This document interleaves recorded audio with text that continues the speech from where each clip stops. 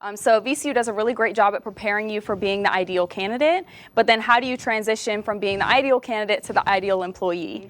I always ask when I get a job offer, what is the office attire? And they'll say, oh, business casual.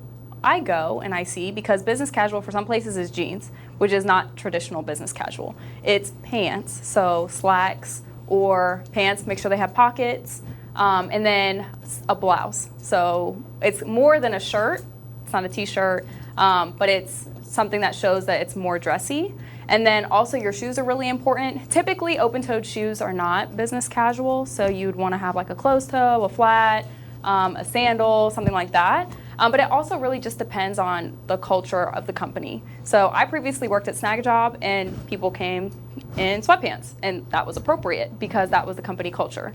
And then I worked at other companies where that wouldn't be appropriate. So next I wanted to talk about misconceptions. So things that before you get to your job, it's easy to believe these things.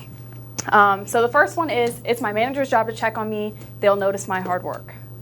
This was a hard one for me because as a management major, I thought like, oh, I'm gonna get to the workplace and I'm gonna have people that I'm leading and I get to help them make goals and I get to help them like do their work better.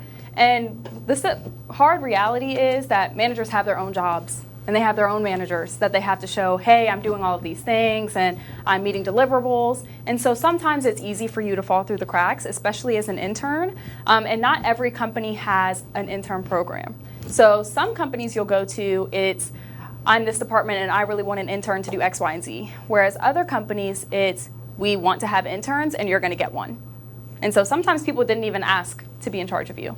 And so it's really important to keep in mind that my manager has their own goals. So how do I show them that I'm helping them achieve those goals? And how do I make it apparent that I'm working hard and I'm using my time well?